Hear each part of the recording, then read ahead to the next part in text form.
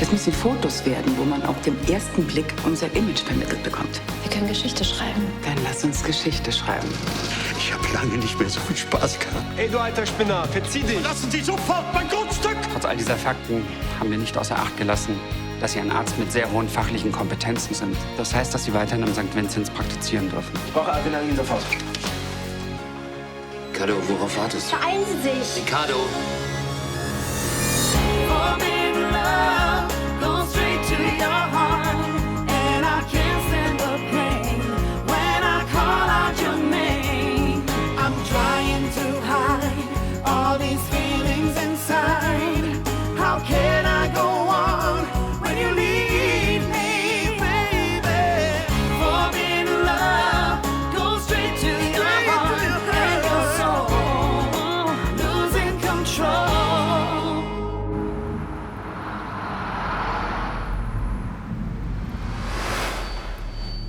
Ricardo, worauf wartest du? Der Mann stirbt.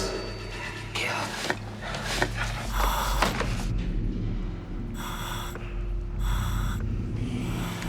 Imazin und Cimetidin 1500 Milligramm. Wir brauchen eine OP sofort.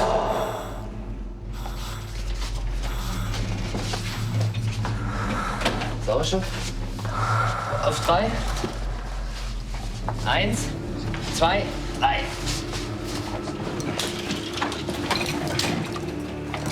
Sauerstoff.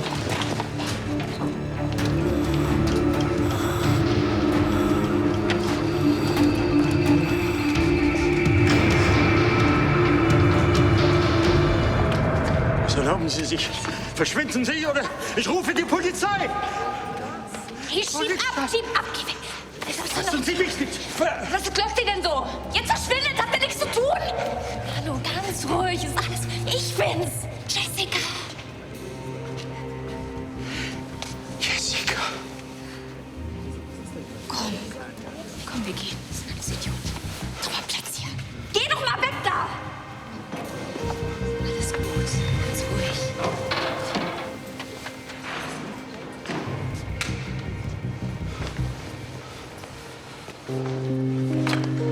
Was ist denn passiert?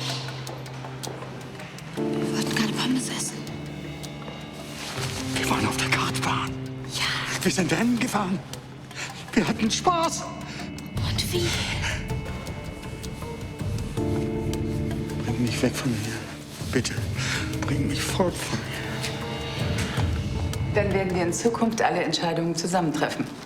Jeder hat ihren Bereich, aber es wird gemeinsam abgestimmt. Schön. Dann ergänzen wir dort, die Geschäftsführung ist nur beschlussfähig, wenn alle Mitglieder anwesend sind. Gute Idee. Ich lasse die letzte Fassung neu aufsetzen und dann müssen wir nur noch unterschreiben. Auf gute Zusammenarbeit. Gute Zusammenarbeit. Ja, ich muss los. Emma wartet und Sebastian kommt heute aus der Spezialklinik zurück. Er kommt schon zurück, wie schön. Dann ist die Familie ja wieder beisammen.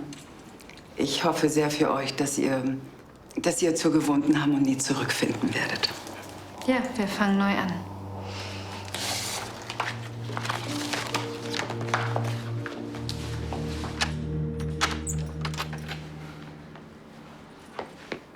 So schlimm ist es auch wieder nicht. Danke, Jessica. Vergiss es, ich lass dich doch jetzt nicht in der Stimmung allein.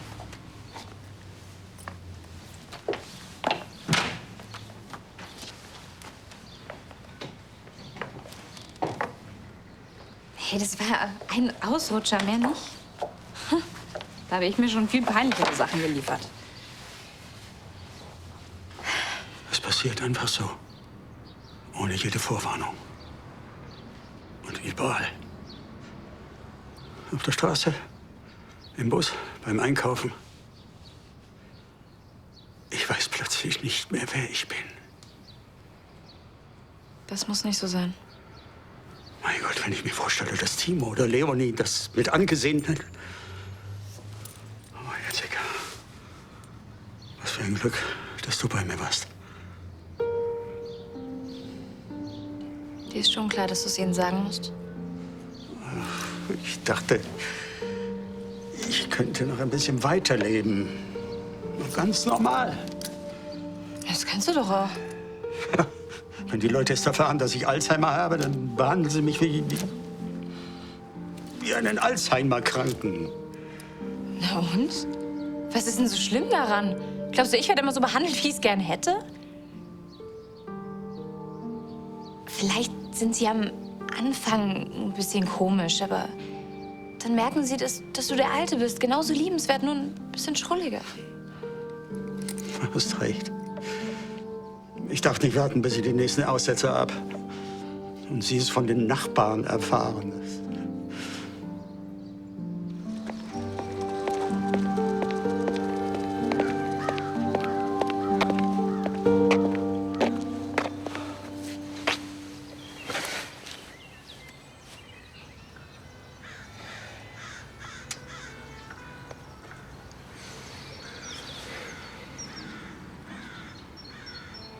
Na bitte, geht doch.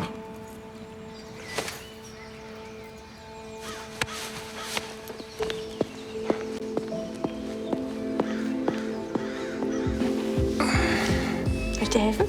Nee. Das schaffe ich schon. Komm. Ja, ist okay. Ich finde es übrigens toll, dass du dich mit Ricardo vertragen hast.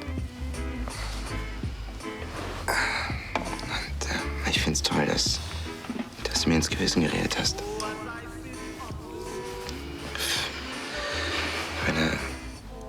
Im ersten Moment war ich echt ganz schön bescheuert. Dabei hat Ricardo echt alles getan, um mir das Leben zu retten. Und jetzt verliert er vielleicht sogar seinen Job. Vielleicht aber auch nicht. Ricardo ist ein sehr guter Arzt, nicht umsonst ist er Chefarzt. So einen geben die nicht ohne weiteres her. Hoffen wir es. Ne? Ich kann mir gar nicht vorstellen, was er machen würde, wenn er nicht mehr als Arzt arbeiten kann. Das kriegt er schon hin. Hauptsache, du wirst ganz, ganz schnell wieder gesund. Und je entspannter du bist und weniger Stress du hast, desto schneller bist du fit. Mhm. Das habe ich mir auch vorgenommen. Ich will, dass alle Organe in mir sich mit mir wohlfühlen. Und vor allem du, meine liebe Leber.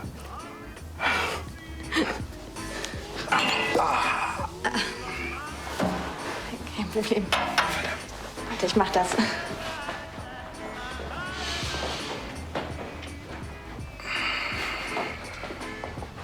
Kein Problem, das ist nur Wasser.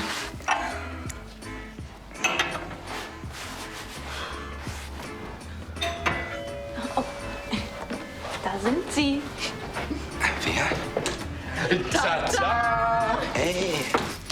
Na? Es ist schön, euch zu sehen. Wie geht's euch?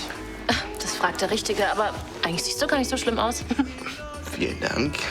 Naja, nicht schlimmer als sonst. Steht dir gut, der neue Leberlappen. Ja? Wir haben dich echt vermisst, Timo. Ja, ich euch auch.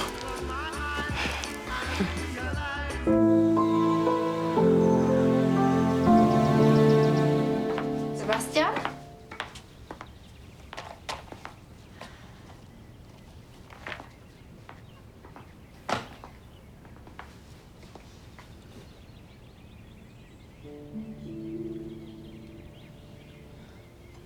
Tanja? Sebastian. Endlich.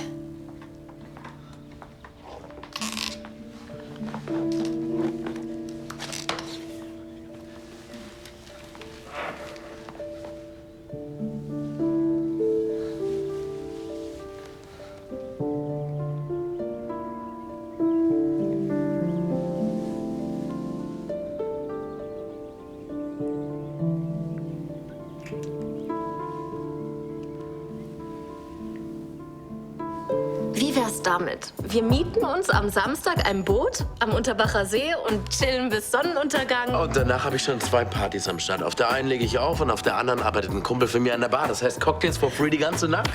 Ich bin mir nicht sicher, ob meine neue Leber das so gut verkraftet. Ich meine, ich bin ganz schön aus der Übung und konditionell am Boden. Ach, das ist doch überhaupt kein Problem. Wenn es dir zu viel wird, dann gehen wir einfach wieder zurück aufs Boot und trinken Kamillentee bis Sonnenaufgang. Wenn wir schon nicht durch Europa reisen können? Hm? Wieso? Ihr könnt doch durch Europa reisen. Moment mal, ey, die Interrail-Reise war nur für euch beide Leo, wie bestimmt. stellst du dir das vor? Dass Leo mich mit dem Rollstuhl durch die Gegend schiebt und meinen Rucksack trägt, oder was? Quatsch, du bist schneller wieder fit, als du denkst. Und jetzt machen wir ja nur Sachen, bei denen du auch mitmachst. Super, ich weiß, wie das läuft. Schön Rollstuhl-Disco. Das ist doch völliger Blödsinn, sag mal. Ich kann zurzeit nichts machen. Versteht ihr gar nichts? Naja, aber in ein paar Wochen liegt das hinter dir. Emilio hat recht. Warum seid ihr da so sicher? Ach Mensch, Timo, du wirst wieder gesund. Und das schon sehr bald. Das haben die Ärzte dir doch auch gesagt. Genau, und alle Partys dieser Ey, Welt. könnt ihr mich nicht einfach in Ruhe lassen? Ich nehme jetzt meine Medikamente, leg mich hin. So sieht zurzeit mein Leben aus. Emilio, bleib sitzen.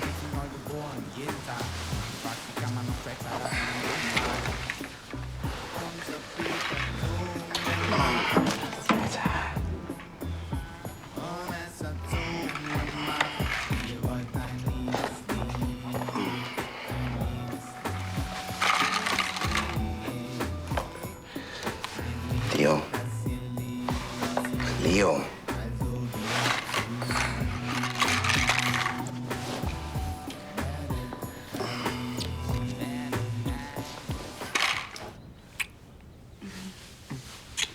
Oh nein, das tut weh, oder?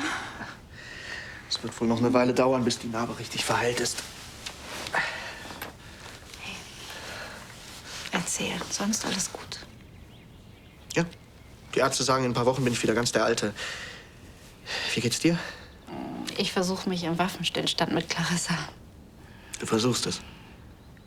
Ja, wir geben uns große Mühe. Wir rauchen eine Friedenspfeife nach der anderen.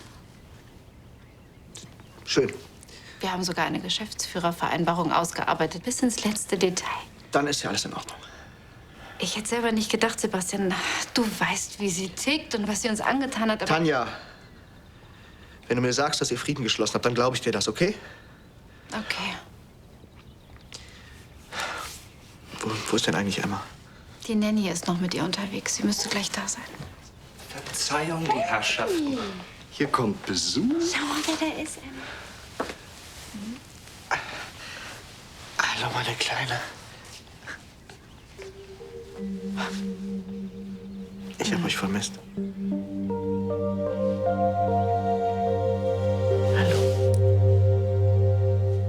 Ja, so wird es sein.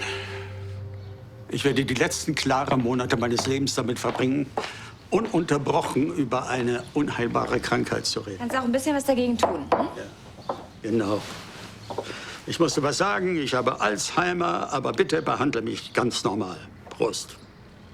Ich werde im Mittelalter saufen. Und wenn du es allen gleichzeitig sagst? Das wäre doch die Idee, oder? Du lädst sie alle ein, es gibt was zu essen, was zu trinken, Musik, du machst ein Fest. Ja, und gegen Mitternacht ein Tischfeuerwerk, Tusch und mein Geständnis. Alle mal hören, ich habe Alzheimer. Ist doch albern. Du kannst natürlich auch einen Gemeindesaal mieten. Arno Brandner legt zum Alzheimer-Geständnis bitte schwarz anziehen. Das ist ja noch besser. Alle sitzen da in Schwarz, hat ihn die Sprache verschlagen, wie vom Donner gerührt. Wunderbar. Störe ich? Leonie, du störst doch nie.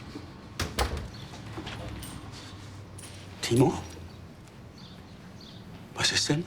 Er ist seit gestern aus der Spezialklinik zurück. Und ich freue mich ja total, ihn wiederzusehen, aber er ist einfach nur so mies drauf.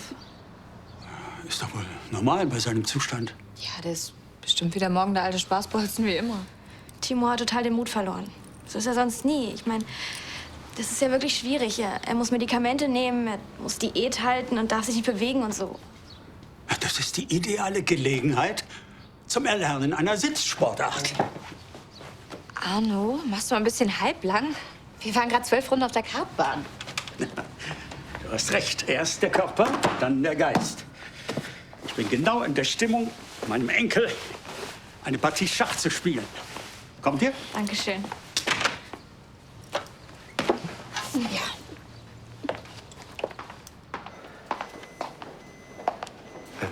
Du bist schon wieder hier. Wie geht's unserem Patienten? Das bereits auf Station. Seine Werte sind stabil. Freut mich zu hören. Das war ein anaphylaktischer Schock, vermutlich ausgelöst durch einen Wespenstich. Das war knapp. Sein Herz stand fast eine Minute lang still. Was war denn los? Es war wohl alles ein bisschen viel für mich. Zuerst die Aussage vom Untersuchungsausschuss. Und dann habe ich Timo endlich gesagt, dass ich die Schuld trage an seinem Zustand. Ja, das ist eine schwere Zeit hinter dir. Weißt du was? Nimm dir da einfach ein paar Tage frei. Kannst du mal durchatmen, die Seele baumeln lassen. Das wird dir gut tun. Wie machen es die Toreros, wenn sie auf die Hahne genommen wurden? Sobald sie wieder halbwegs stehen können, ab in die Arena. Ricardo, du bist aber kein Stierkämpfer, du bist Arzt. Mann, du bist nicht nur für dein Leben verantwortlich, sondern auch für das Leben deiner Patienten. Ich bin wieder voll da. Vertrau mir. Sowas wird nie wieder vorkommen.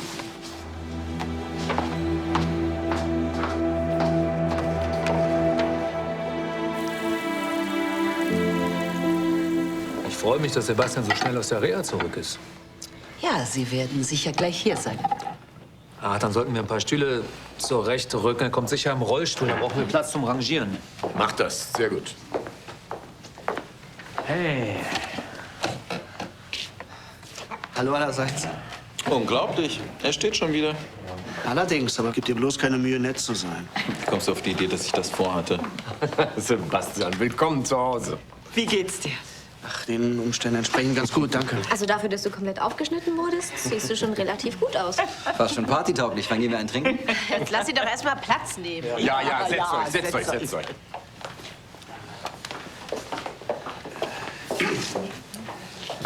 Na, wird's denn gehen? So, langsam. Ja, danke. So, dann können wir jetzt ja anfangen.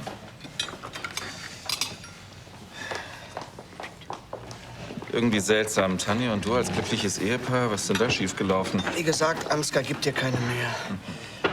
Aber wo wir schon mal beim Thema sind und gerade so nett beisammensitzen, ich würde euch gerne etwas mitteilen. Tanjas Auszugspläne haben sich hiermit erledigt. Vorausgesetzt natürlich, du bist einverstanden. Also, das freut mich.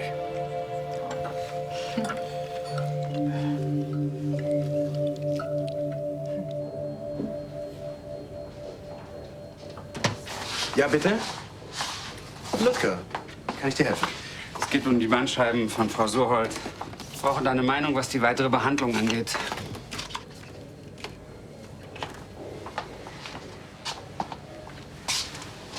Also für mich ist die Sache ziemlich eindeutig.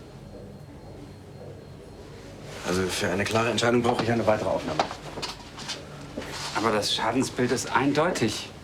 Hier kann man ganz genau Wenn ich sage, wir machen eine weitere Aufnahme, dann machen wir eine weitere Aufnahme. War das deutlich genug? Ja, natürlich. Ja, warte. Lass mir die Aufnahmen von Frau Hasur halt doch einfach da und ich schaue nachher noch mal in Ruhe drüber. Ja. Und Ludger, geh doch du in der Zwischenzeit für mich bitte in OP 1 rüber. Die akute Appendizitis wird dort gerade operiert, du weißt schon. Aber mein Dienst endet in 2 Stunden. Ja, dann beeilst du dich halt ein bisschen.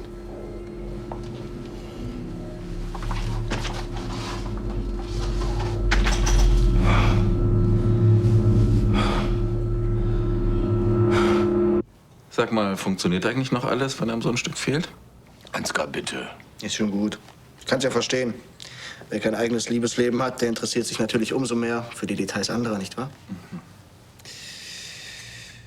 Glaubst du eigentlich an den lächerlichen Frieden zwischen Tanja und Clarissa? Warum nicht? Weil es total schwachsinnig ist. Es ist doch nur eine Frage der Zeit, wann es wieder losgeht. Tanja hat dazugelernt. Ich bin sicher, die Versöhnung wird halten. Soll das ein Witz sein? Ihr unterschätzt die beiden Damen offensichtlich. Ihr Hass aufeinander liegt tief in ihrer Natur. Mal abgesehen davon, hast du vergessen, was sie dir angetan hat? Das ist vorbei. Ach, das ist vorbei. Sie hat dafür gesorgt, dass Tanja unschuldig im Knast sitzt. Dich hat sie entführt und wollte dich aufschneiden lassen. Schluss jetzt. Das ist ja schon gut. Ich habe dich auch nur aus den Fängen dieser Furie befreien dürfen. Ja, und dafür bin ich dir auch sehr dankbar. Aber ich würde das Thema jetzt gerne endlich hinter mir lassen, okay?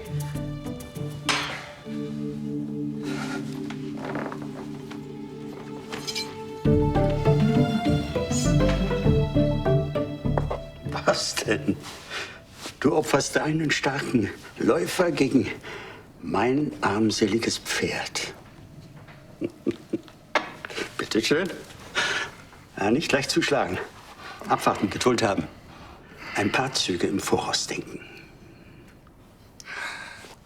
Tut mir leid, ich muss jetzt meine Medikamente nehmen. Danke. Tja, und damit habe ich wohl die Partie verloren, ne? Ach, das macht nichts. Für den Anfang warst du gar nicht schlecht. Gleich nochmal? Nee. Ich glaube, ich kann mich gerade nicht so gut konzentrieren. Das kenne ich. Manchmal hat man solche Tage. Ja, manchmal. Früher habe ich immer gedacht, mir würde sowas nie zustoßen. Jetzt weiß ich, dass es jeden Moment zu Ende sein kann. Das stimmt, aber mit solchen Gedanken brauchst du dich doch nicht herumzuschlagen. Du bist jung, bist bald wieder gesund.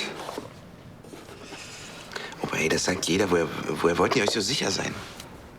Weil es dir von Tag zu Tag besser geht. Weil die Ärzte sehr zufrieden mit dir sind. Vor kurzem noch bist du fast gestorben und jetzt sitzt du hier, spielst Schach. Bald wirst du wieder Fußball spielen.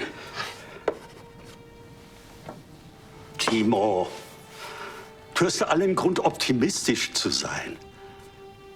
Du hast eine Zukunft, auf die du vertrauen kannst. Ein langes Leben. Mach Pläne. Kurzfristige auch. Langfristige Pläne. Manche Menschen haben nicht so viel Glück.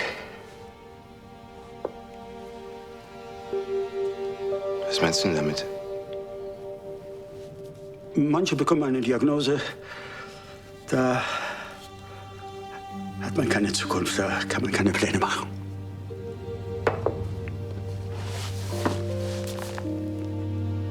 Bist du krank, Opa? Ich habe Alzheimer.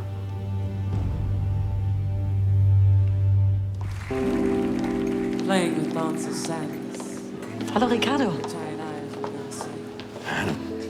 Alles klar? Ja, alles bestens. Panikattacken machen das Leben noch mal spannender. Was sagst du?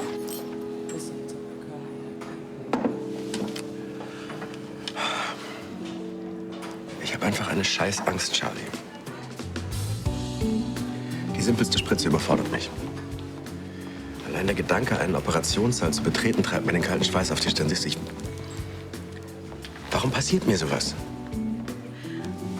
Also jetzt noch mal langsam und von vorne. Was genau ist passiert? Der Beruf, den ich gelernt habe, den ich jahrelang ausgeübt habe und wirklich liebe, ich kann ihn nicht mehr ausüben. Ich kann nicht mehr. Heißt das jetzt, du verlierst langsam dein Gedächtnis? Ja. Bis vor kurzem wusste ich nicht, wie ich damit umgehen soll. Ich werde immer der Opa bleiben, der dich liebt, verstehst du? Aber es werden Momente kommen, wo ich deinen Namen vergessen habe. Oder dich nicht mehr erkenne. Solche Momente kommen, die gehen aber auch wieder. Keine Sorge, Timo, das Leben geht weiter, auch für uns beide. Wir werden auch beide einige schöne Zeiten miteinander haben. Und wirst du sterben? Das muss ich ja sowieso. Aber mit Alzheimer kann man gut und gerne 10 Jahre leben. Vielleicht sogar noch länger. Und solange ich dich hier beim Schach schlage, brauchst du dir sowieso keine Gedanken zu machen. Opa, du weißt, dass ich immer für dich da sein werde, ja? Ja, das weiß ich doch, mein Junge, das weiß ich. Doch, dafür haben wir uns aber einen Milchshake verdient. Ja. Allerdings. Ja. Inzwischen kannst du dir schon mal deinen ersten Zug überlegen. Ach, Timo, noch etwas. Es wäre mir lieb, wenn das Ganze unter uns bliebe. Clarissa und Leonie, sie wissen noch nichts. Ich suche eine Gelegenheit, es Ihnen allen zu sagen. Verstehst du? Klar. Das verstehe ich.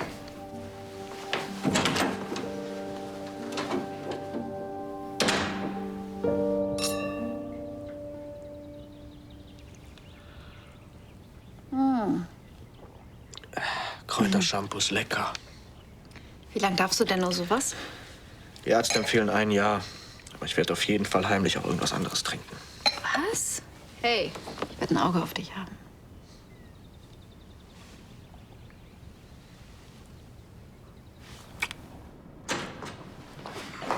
Ich glaube, ich habe jetzt meinen ersten Zug. Dann muss ich dir den ja auch nicht verraten. Ich habe gedacht, du bist Arno. Die ist nämlich gerade los und holt uns Milchshakes. Schön, dass ihr es euch gut gehen lasst. Alles in Ordnung? Hast du Schmerzen? Nee, alles gut. Bin so froh, dass du wieder da bist. Sag mal, weißt du eigentlich, wie Sebastian von Lahnstein geht? Laut Tanja wird er heute aus der Reha entlassen. Ich möchte mich unbedingt noch mal bei ihm bedanken. Ja, das ist eine gute Idee. Das machen wir. Also ehrlich gesagt, ich habe gar nicht mehr dran geglaubt, Woran? dass wir 2 uns noch mal versöhnen. Ach, wir haben uns doch schon so oft wieder versöhnt. Aber es ist irgendwie immer wieder schön, oder?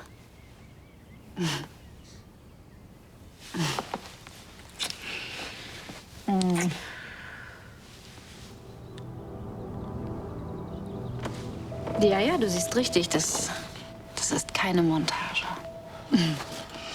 Neulich im Krankenhaus, da hätte ich sie am liebsten noch umgebracht. Tanja. Ja, ist doch wahr. Aber dann saßen wir da und wir haben um das Leben unserer Liebsten gebangt. Und Sebastian, da wusste ich, es kann so nicht weitergehen. Tanja, ich bin jetzt hier, ich bin am Leben. Du musst mich nicht mehr von irgendwas überzeugen. Ich glaube dir und ich habe jetzt auch genug gehört von dieser Frau, okay?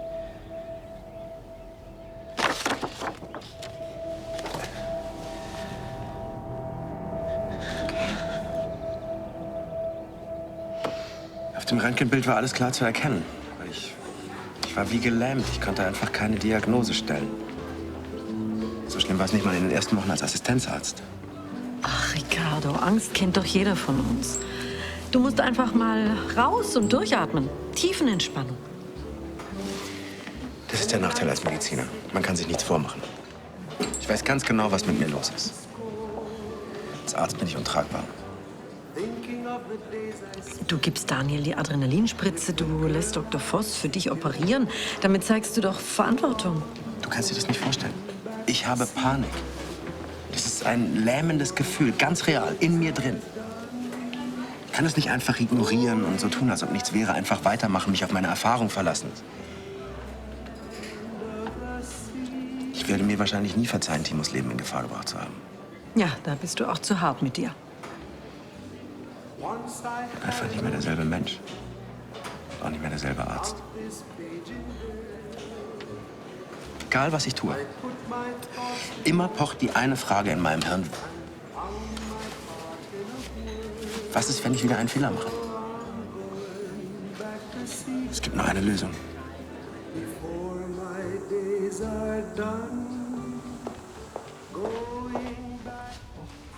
Guten Tag, Gräfin Anstetten. Was kann ich für Sie tun? Ich habe gehört, Sebastian von Lahnstein ist aus der Klinik zurück. Ja, er ist vorhin angekommen. Könnte ich ihn kurz sprechen? Ich werde sehen, was ich für Sie tun kann. Wenn Sie bitte einen Moment hier warten möchten.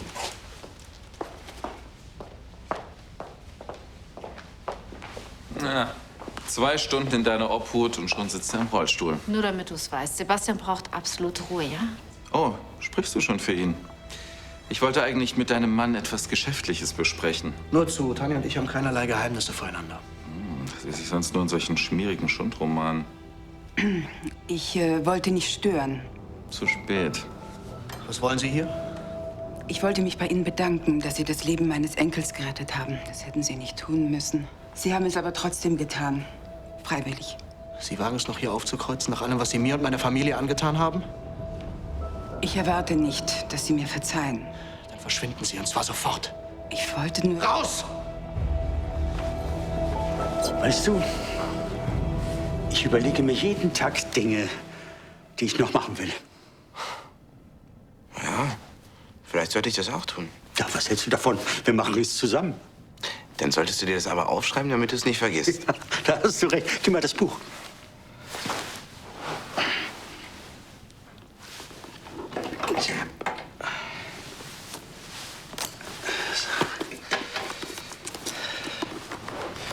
Erstens, Fallschirmspringen. Ist das nicht ein bisschen gefährlich? Ja, was? Im Tandem mit einem Lehrer, das werde ich wohl noch zu Wege bringen. Ich hoffe, den Punkt vergisst du. Also bei mir, ich will auf jeden Fall diese Interrail-Tour mit Leonie zusammen machen. Und dann mit der Transsibirischen Eisenbahn nach Moskau und dann nach Peking. Das ist eine gute Idee. Davon habe ich nämlich immer schon geträumt. Ja? Na, dann kommst du mit. Was hast du noch? Das Schwierigste. Sag mal her.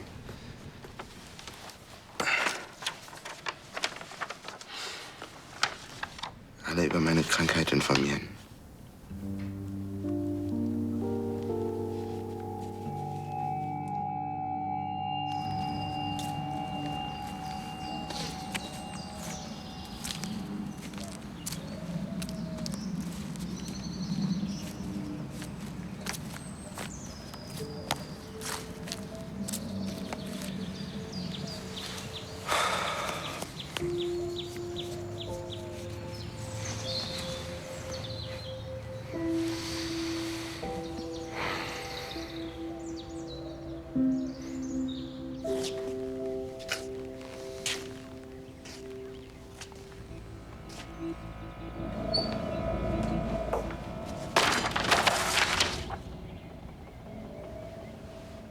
Tja, man sieht Clarissa, man hasst Clarissa.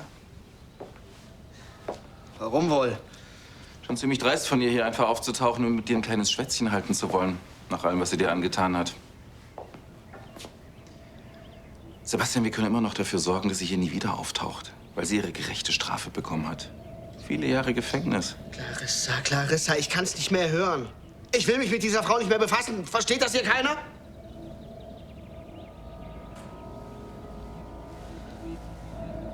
Was vorbei ist, ist vorbei.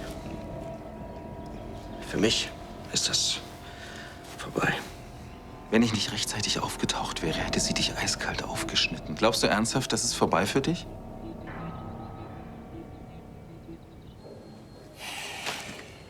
Mann, wo bleibt denn Ricardo? Also mich wundert überhaupt nichts mehr. Da bist du ja endlich. Mann, wir müssen dringend über diesen Fall reden. Die Frau mit der Anorexie, die gestern eingeliefert. Mit derlei Konsultation künftig bitte an den geschätzten Kollegen Voss. Wie bitte? Warum das denn? Du bist doch der Chefarzt. Nach reiflicher Überlegung habe ich eine Entscheidung getroffen. Die Krankenhausverwaltung ist bereits informiert. Ludger, du als mein Stellvertreter bist mit sofortiger Wirkung amtierender Chefarzt. Glückwunsch. Danke. Glaub mir, die Entscheidung ist mir alles andere als leicht gefallen. Wir wissen, dass du in einer schwierigen Phase steckst, aber du musst doch nicht alles überstürzen. Danke, Daniel. Ich weiß dein Vertrauen zu schätzen, aber gib dir keine Mühe. Die Entscheidung ist gefallen.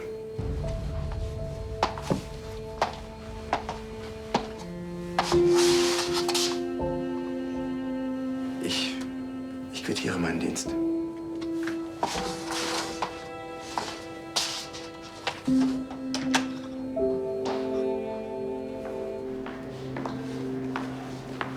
Darf ich reinkommen? Natürlich. Ich wollte dir nur sagen, dass ich deine Geste der Versöhnung bezüglich Sebastian sehr respektiere. Ich wollte mich bei ihm entschuldigen, offen und ehrlich. Sonst nichts. Das glaube ich dir. Ich kann ihm seine Reaktion nicht verübeln. Aber immerhin sind wir beide uns einig geworden. Deshalb bist du doch auch hier, nehme ich an. Die Geschäftsführervereinbarung. Wie besprochen in der letzten Fassung. Danke. Und in zweifacher Ausführung. Danke. Bitte sehr.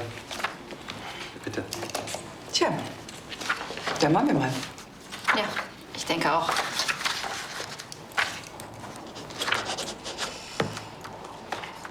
Auf gute Zusammenarbeit. Auf eine neue Ära der friedlichen Kooperation.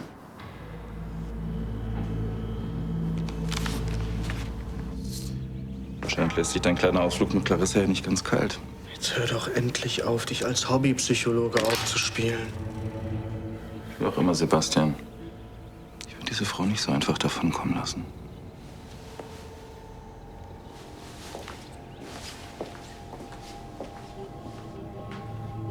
Sie hat dafür gesorgt, dass Tanja unschuldig im Knast sitzt. Dich hat sie entführt und wollte dich aufschneiden lassen. Hör mal dem lieben Onkel Ansgar ganz genau zu, aber Vorsicht. Das wird keine gute Nachtgeschichte. Denk an deinen Sohn. Er braucht diese Leberspende. Meinst du wirklich, ich kann an irgendetwas anderes denken, aber die ganze Aktion ist doch kompletter Irrsinn. Das Risiko ist einfach viel zu hoch, dass etwas schief geht. Es wird nicht schief gehen. Du gehst jetzt da rein und operierst.